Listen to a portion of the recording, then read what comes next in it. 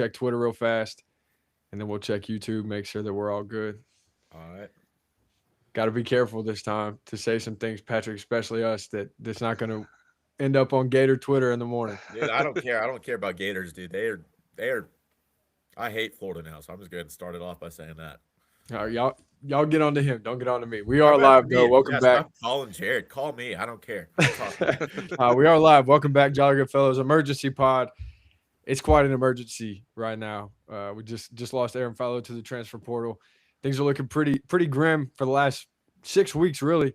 And a lot of it is thanks to the Florida Gators. And prior to this, there was no reason for Tech fans and Florida fans to have any kind of beef whatsoever. In fact, there was almost some unison because we had a common enemy in Georgia. And now it seems that there's a little, I don't want to call it a rivalry because it's not that, but just for the time being, there's some dislike, particularly from our side, I would say, towards them that they're honestly not responding that well to. But anyways, how are we feeling, guys? This is live, so we're just gonna be chatting. That was a big blow. Aaron Philo, we've been talking about for a while. Just like I was so excited about him, and I feel like a sorority girl. I'm really like making a lot of my happiness be based on like these guys that are 18 to 23 years old. Yeah, So it's a kind of a little bit. I see why they get so upset now. So it makes sense. It stinks. Clearly, he went to go follow Buster. We kind of had an inkling that they were close, and I confirmed it. But right now, you got to go to a portal and find a new quarterback. I think that's got to be job number one for the new OC, whoever that is. yeah. Before you say anything, Jay, let's just go ahead and introduce Jay real fast. You guys know him. If you see him on the screen, you probably know who he is. The man himself, Jay Gold, CFB in the house. Yeah. Yeah. Talk to I us, Jay. mean, How you feeling? I just don't understand. You sit for 2 years behind a great quarterback, Haynes King. You got former Heisman winning quarterback Chris Winkie as your quarterback coach, and you go and you transfer to a team that does play in the SEC and is a pretty mediocre team in the SEC, and you're really not guaranteed to start. I know Buster's his guy, but Florida has like unlimited money to go into the portal and get whoever they want. So I don't know. I feel like it's a gamble to even get playing time there. I think so too. I mean, I've seen a lot of the algorithm. Shout out Elon.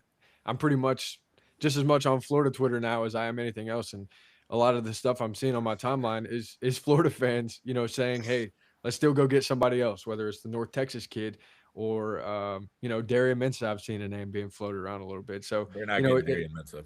Not yeah, good. definitely. Yeah, he could be NFL bound, but it definitely doesn't seem like, it was a guarantee. At least the fans don't want it to be a guarantee that Aaron Philo is going to come in and start for Florida, which is part of what's crazy about all this is you you know for a fact that you're the guy in Atlanta next year. Allegedly, you get offered the same money, yet you still go. Now we had it from pretty close people to the situation that their loyalty begins with Buster Faulkner, and it does seem that that is the case now. So, I mean, we've been saying it all along, guys. Do you just think that this was a case where, it was a relationship thing, and the relationship won at the end of the day? Yeah, I mean, I think that's what Buster's really good at is making those good relationship with the players, and that's what kind of held our team this year was like there's so much bond and relationship with Buster and Key and all the players and all one goal, and everyone's looking forward to that end goal. And I feel like we kind of fell short of that goal, and so I feel like everything went out the window when the season was over. Like one of my good boys is Buster's right hand man, and I mean, everyone I've known that knows Buster, I feel like good talks about him, but kind of hurts that he kind of stabbed us in the back and twisted it by taking Aaron Philo. I'm not. Yeah, well, I won't talk good about him anymore. I mean, this last part going out was laying two gigantic eggs in the two biggest games of the year, and then taking our quarterback going down to Florida. So I don't really have what is Buster. Yeah, he's good Let's riddance. talk about that real quick, Patrick. This is extreme copium from Georgia Tech fans, and I've even thought about it in my head as well. But do either of you guys think actually that there was any part of him that was kind of already 1 foot in, 1 foot out Yes, uh, probably. by the back, quarter of the season, and that's why the team was pretty flat in those final few games? Well, like that tweet that was going around that the University of Florida's private jet was in Atlanta. Like when was that? The before the pit game or something? Yeah, we all thought it was for Key. Yeah. And I just Which it don't. might have been. It might have been, but who knows? I think did Buster say he wasn't ready to be a head coach, so I didn't think he was going to leave to go take the same position for the same amount of money at a C tier SEC school.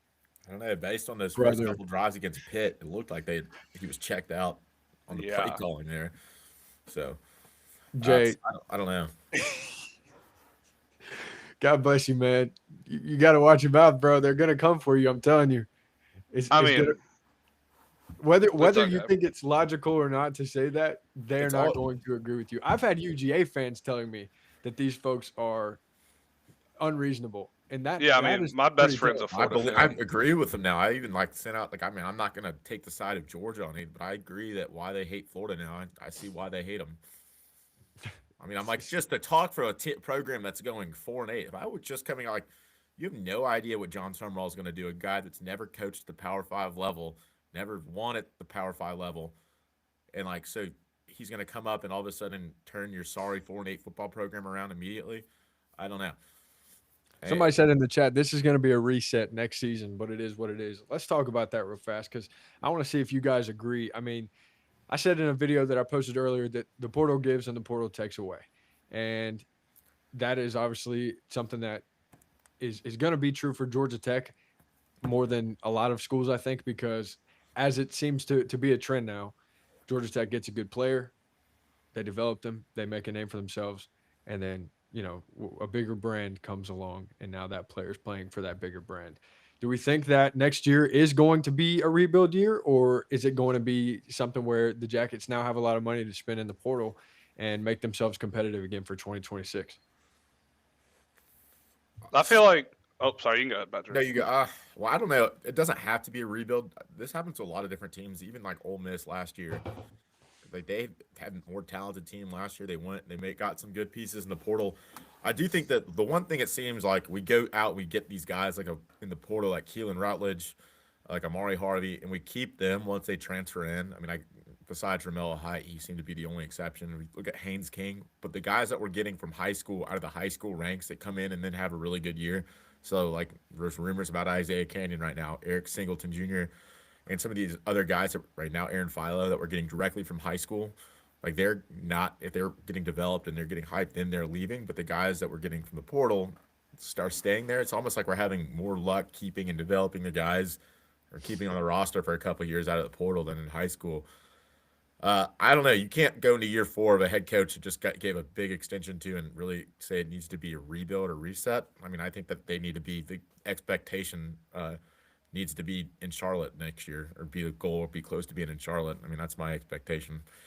So I it could be a reset, but I won't accept that. So Yeah, I'm iffy about the portal because the portal can either be your best friend or your worst nightmare. You look at teams like Florida State, went 13-0, had a crazy year. Jordan Travis, they had a bunch of guys get drafted after that, and then the next year their whole team was the portal. They went 2-10, and then you got Clemson who doesn't use the portal, and they kind of fell off a cliff because Dabo doesn't want to adjust to what college football is nowadays.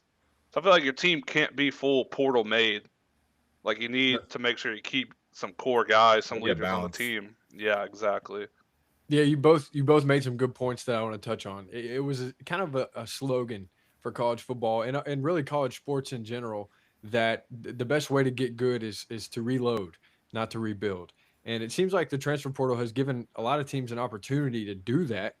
But is this going to be a situation now where Georgia Tech and others are going to have to reload every single year to stay relevant? I mean, are we going to be? Is this just going to become a normal thing where, like Patrick said, you've got an Eric Singleton or a Romello Height who make a name for themselves at Tech and then just dip? Are we going to have to do this every year? I mean, I feel like that's just what it's coming to nowadays. It's like the NFL now. I mean, it's a business now. You're not playing for, I guess, that degree and that pedigree of the team behind you. It's like they're paying to take care of their family now. I Yeah. It's think like every Tech player's driving a Mercedes, every Alabama player's driving a Maybach. I mean, and their houses are paid for, their family's bills are paid. You can understand why Sure. people are just gonna go take the big money. I don't think that we knew that the production that like Romello Height would have put out this year, or like Kyle Kennard when he transferred, because I feel like if we knew that production, we would have paid to keep him. I gotta hope if we get like a Calvin Johnson again or anybody like that that's that good, that we're just gonna do whatever it takes to keep them. Because if you look at like Eric Singleton, they thought that he was replaceable, and he was. If you look stats wise this year to what Eric Rivers did side by side to him, he had better stats. He had more catches, more yards. Um, and the only person like we kept Haynes King, and maybe that's just because Haynes King's a different kind of guy, just based on his loyalty and him. So I don't know. I think that maybe they think that they can replace guys, and they're not gonna. They're being smart because Georgia Tech probably doesn't have the budget that Texas A&M does. So if they're gonna go all in on a guy, it needs to be a guy they know they can't replace. That's a My pretty thought. good point, though, Patrick. And like, I think it begs another question: is where do you draw the line? Because if you said there's a Calvin Johnson type of guy, and obviously Aaron Philo not yet proven. Um, I would say for the most part, he's been very, very good in his limited reps, and I think his ceiling is absolutely an NFL ceiling. But where do you draw the line? Because if it's true that he was being offered $3 million plus, and Georgia Tech was willing to match that, if he does end up hitting his ceiling, would it have been worth it to spend that money, or is it too risky at this point in time to be investing that? I mean, how do you know whether or not it was a good idea to match that, or to potentially try to beat out what Florida was offering the kid? I don't I know, Jay, mean, what do you think on that? I'm not 100%. I gotta think. I mean, yeah, it is such a gamble, like Florida spending that much money and us countering it. But it's like we're really the only two teams offering that money. It's because like we know behind the scenes what Aaron Filo's doing in practice, what he's doing against the ones. Buster knows what he's doing against the ones. It's like Yeah. if you're a team that doesn't have any foot in the fight or whatever it is, like going for an Aaron Philo is just kind of pointless. Like you're going to need to go for a guy with experience. But I feel like the portal has plenty this year with quarterbacks. Yeah, I think it's going to be that way every year. I don't know. It's interesting, and I mean, I think all of us would agree on what I was saying earlier, that Filo's ceiling is extremely high, and that's why this is such a painful loss for Georgia Tech fans. I mean, none of us are talking about this if it was just another player that we could afford to lose, but Aaron Filo's a freaking ball player, man, and it's even crazier to say that because he's had such limited reps. But I feel like it was just so apparent in those few games that he played. Started against Gardner Webb this year, played a huge role in Georgia Tech's upset over Miami last year, and obviously the same against NC State. So he's just a really great player, and someone that's really it's gonna be hard to watch him play at another school, despite never really seeing him play for Yeah, Tech. I But mean, it good looking girl breaks up with you. You go out, you look for a girl that looks better than her. So you got to go out and do that, and that's what we got to do with Aaron Philo. Let's go find somebody that's better than him, more proven than him. I mean, that's a good analogy. he's Let's good. let's backtrack a little bit, Patrick, because you brought up Romello Height, and Georgia Tech lost Romello Height to Texas Tech this past year. Ends up going and having an insane year for them, and likely will continue to do that through the playoffs. Certainly played his way into NFL conversations. Um, is that a situation where if Georgia Tech's not paying Aaron Philo QB1 money to stay last year, could they have kept guys like Romello Height? And is that part of what makes this hurt so much for Tech fans? That's actually a part that I think is frustrating. If you're on the message boards, like, I mean, I'm on them a lot. So I see it. They're frustrated. I'm on like Jackets Online, and people are frustrated because I don't know what the exact number is, but he was not making backup quarterback money for a guy that's played. I think it's because the coaching staff believed in him, thought they can said, hey, we got to keep him. And you had a little bit of an insurance policy on Haynes King if he was hurt, and the year before he stayed, or he had a couple injuries, missed some games. So it was a little bit of an insurance policy on King. So that's the way I'm trying to look at it to justify it a little bit more. But you think if he leaves last year and you have that money, you go spend it on maybe another linebacker, an edge rusher, then maybe that NC State game doesn't happen, the complete meltdown on the defensive side of the ball, or maybe the Pitt game to get a couple more turnovers or something. It's really frustrating to think about. And I feel like that you'd also think that Philo had a little bit of loyalty. Not, I mean, it is what it is, but if the fact that Tech believed in him and this program did, because you look at his offer sheet, he didn't get offers from many other Power Fives out of high school. I'm sure it made the decision hard for him, and I feel like any hatred or negative comments toward Aaron Philo wouldn't be in anybody's best interest No. for Tech fans, because there's not a single person on this three-way call or in any other call that's happening right now talking about this subject that would have turned down that money for any kind of reason. And at the Well, end if of I the had day, Georgia Tech, I was picking between Georgia Tech and Florida, and I had the same money at both. I'm picking Tech. we're a little biased here, but yeah, Yeah. we're all picking Georgia Tech. But anyways, yeah, I just feel like it's such a difficult thing, and give credit to this Florida fan I was talking to in my mentions earlier. He was just saying it's just funny how hypocritical all fan bases are, because we all hate the portal and we get so angry when these things aren't going our way. But then let's just say we get a guy like Haynes King from Texas A&M, or an Eric Rivers from FIU. They're FIU fans are probably pissed at Georgia Tech, or might be feeling some kind of way towards Eric Rivers, FIU but as fans. you just can't fault the kids, is what I'm saying, because they're making these financial decisions for their future and for their families. And honestly, it's unfortunate that it's turned into this, but it's just the reality of the landscape. And Jay, I'm curious what you think about this. Despite making these offers to keep these folks around, you match what Buster Faulkner's getting offered, you match what Philo's getting offered, they both still leave. Do you think that maybe there's more happening behind the scenes at Tech that's causing these folks to dip out despite being offered good money? Yeah, I feel like there has to be something. It's like maybe it's like Buster was just like, hey, I had Haynes here, and that was my one project at Tech. Now it's time for me to go to a different school and make more of myself at I guess, a higher tier school because it's SEC. But I just feel like how it happened, and there just has to be some going on behind the scenes that no one really knows, and more of like in the offices, not with the players, but maybe coach on coach drama that we're 100% not sure of. Yeah, Patrick, do you have any thoughts on that? I mean, there's some stuff that's come out that's they might be getting worked really hard, or they might be getting I've heard some rumors about air mattresses in offices and stuff like that. Do you think that has anything to do with these guys leaving? The staff changes happen a lot. We've had some guys we probably just haven't had a good enough staff in a while, but I wouldn't worry too much about it. It's on Key. Like, we just gave him an extension. It's on him to fix it. Tech has the money now to go out and get a good coordinator. They're not going to go out and get some. They're going to be able to go pay somebody that's good. They're going to be able to go get good assistants, and we're going to be able to go spend money in the portal. And I guess if you end up getting guys that these other programs want, you'd rather have that in the other way around, where you don't have guys they want, because at that point you're probably not being very competitive. So I would still say there may have been something that like Buster wanted to go try something new. Maybe he just I don't I don't know. It's an interesting dynamic. I am surprised that, like I said, I don't wish any ill will towards Aaron Philo or anything. I'm usually wrong on quarterbacks too, guys. If this makes you feel any better, I thought that Jay Jones was going to be like Michael Vick. I thought Oh man, that that's a name I haven't heard of in a I thought while. that Tim Byerly was going to beat out Justin Thomas whenever he transferred to Middle Tennessee That's State. crazy. And That's I crazy. did. I really did. He was so.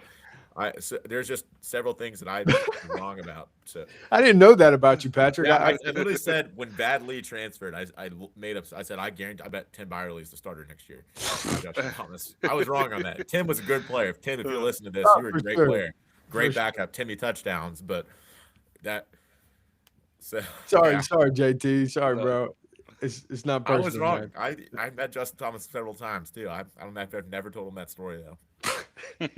That's funny. You got to tell it to him, man. But no, I think you made a great point. Georgia Tech's got a lot of money to spend in the portal now, and we'll probably do another episode where we dive more into some names that Georgia Tech fans could look at. But there is a guy, really two guys in the locker room right now that a lot of folks think could be viable starters for Georgia Tech. One of them being Graham Knowles. That guy's 6'7". That's tall, and that's an important thing for quarterbacks. What do you guys think about Graham? And would y'all be okay with him being the starter for Georgia? I don't want to say would you be okay with it, but what would your thoughts be on him being the starter for Tech next year? I think it. I mean, I like just keeping these guys in house. I think you give him the job, and it's his job to lose. I mean, we can bring someone in to make it a competition. But I say, all right, next man up, Graham. You're the starter. It's your job to lose. Let's go out and get ready for next season. We might bring in another guy. We're gonna toughen up the competition, but it's your job to lose.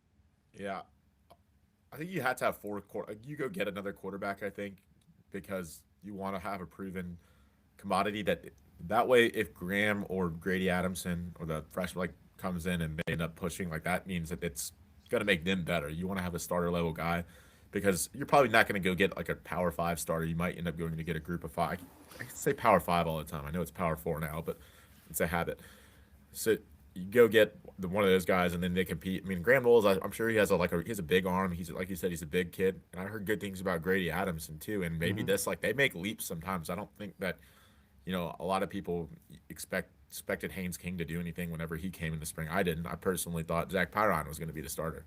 Wrong again on my part. So that happened, and well, so I think that I definitely want to keep Graham Knowles. I think he's got talent. I think that Grady Adamson has talent, and I know they just signed that. I forget what his name is, but signed another kid who's a 4-star. So there's definitely some options, but I think you go get a guy, and then you really let's just see what happens in spring. That's so funny, man. I mean, Jay Jones. First of all, what a crazy name. Dude, What a I platform. watched him in a spring game. He did. He had I was so excited about it. I was there with you. I was there with you, and I thought he would have been perfect for that offense as well. But anyways, Big Kev Banana in the chat says, "What about Kenyon leaving for A&M with 2 heartbreak emojis?" I'm going to touch on this first, and then I'm going to hand it off to you guys. This is the reason, these kind of things. I think, obviously, Kenyon's probably not too excited about Philo leaving. Probably was thinking, they could have a pretty nice duo next year with those two. But as far as the dollars go, if that was something that he was looking for, he's got to think, all right, well, now this school's got a lot more money to pay me if he's leaving. And I think it probably doesn't increase the odds, but I don't necessarily think it decreases the odds either. And I would just say on that, nothing's official on that yet. I think it's all a rumor at this point. Not saying it won't happen, but it's certainly not a done deal at this point. Do you guys have anything to say on that? I feel like he just needs to have the surety that he is going to have a quarterback that's going to throw it to him. Because I mean, screw it, Canyon's down there somewhere. If you throw the ball up to him, I feel like he's coming down with it 90% of the time. Big body, big build. I could see him playing on Sundays. He just needs a guy that's going to get the ball to him efficiently and when he needs it. So it needs to come up soon, maybe right after the bowl game, right when the window opens. We bring in a guy. We tell him this is your guy. He's going to throw you the ball. And let's get to work. Get ready to get you the ball next season. It's so funny when you just said something. I don't want to change the topic. You said when the window opens. It's just because there's apparently it's been open. Apparently the Yeah. window's been open for the team in Gainesville. They've been That's clearly. the craziest part about all this. The transfer portal is not open. Yet we still have all these folks who have entered the portal, most likely, especially in the case of Aaron Philo, knowing where they're going before their name is actually in the transfer portal. What is the NCAA doing? I mean, is this how it's going to be? Do you guys think there will ever be more legislation on this kind of stuff, or is it just going to be the Wild West for eternity as long as it means more dollars for the NCAA? I think it was super sloppy this year with how everything lined up with the Lane Kiffin situation and how the portal is now. Like, I guess the best hopes is that they're seeing this now. They make these adjustments in the offseason to the windows and when you can talk to people and when National Signing Day is and all that. But I mean, it's like a drama show this year, starting with like Lane Kiffin to our very own Aaron Philo and Buster Faulkner and all that. You don't even have there is a window that's like January, but that just doesn't line up because now it messes things up. I feel like if you do it in May, you could say do it in like February but then people are like, what about class? I don't really think let's be honest, it's not really student athletes anymore. We're just more athletes than anything now. So, uh, yeah, I don't know how they're going to fix it. I don't really, the NCAA as an organization has not proven to me that they're competent enough to really get a hold of anything because they didn't get ahead of any of this stuff. The transfer portal, they just kind of went through all this shit against the wall and was like, here you go. Here, they had no prep for what's the mess it was going to make. It's funny too because I feel like in a lot of ways the NCAA is probably sitting there thinking, "This is what you guys asked for." Because I remember there was a time that doesn't feel like that long ago that the NCAA was rapidly denying transfer requests before the portal was ever really a thing, at least in the way that it is now. And even guys with good reasons to transfer. There was a UGA tight end in particular that I'm thinking of. I can't remember his name, but it was something about Illinois, I think. Yeah. yeah, wanted to transfer back to be like closer to his dad who was sick or something like that. I'm sorry if I'm screwing that story up, but the NCAA denies that transfer request. Now there's no, I mean, there's no barriers of entry whatsoever. It's just, hey, I don't want to be here anymore, and I'm leaving. NCAA is like, yeah, you do what you got to do, big bro, and they're gone. So there's got to be a happy medium, I think, between those two. I think it was probably a little too strict before, but it's certainly too lenient now. So there's got to be a Yeah, I happy mean, medium TJ there. Finley is about to get a waiver to try to go to his seventh school. Yeah, Seventh school. yeah, insane, absolutely insane. We're all headed, I think, to the Georgia Tech basketball game here shortly. Um, so we'll get to scream Haynes King's name one last time before the Pop Tarts Bowl, and let him know how thankful we are for his loyalty to Georgia Tech. And let's just all hope that that's not a the last of a dying breed as far as Haynes King goes, and the last guy that we'll see in the white and gold that turns down these kind of offers to stay at Georgia Tech. We can only hope that that's the case. Yeah. Well, you guys, I will not join you at the basketball game tonight. I'll watch it on TV. I've had enough Georgia Tech disappointment today, so I don't know if I want to go watch our basketball team. But you guys have fun down there. Go Jackets, and then tell Haynes we appreciate him. Absolutely, yeah. If you see Jay and I, be sure to say what up. We'll be there, and it's gonna be a good time. We're all there. I mean, I think we're all there for Haynes King. I don't think anybody's there to watch Georgia Tech play Marist, but Yeah. all things considered, should be a win for Georgia Tech. I think it should be a decent turnout to honor Haynes. So I'm excited about that. Anything you guys want to say before we jump off? Nope, that's it, guys. Stay positive. We're gonna hit the portal. We'll see what happens. We still got a big game, the Pop Tart Bowl coming up. Got to get to 10 wins. Yeah. I got nothing to add. It's going to be good, though. It's going to pan out. All faith in Key. So, Amen. Amen. That's an important point. We'll talk about that more. But shout out Jay for hopping on, and shout out everybody for listening. We appreciate you guys. Thank you for listening, viewing, watching, subscribing, liking, all that good stuff.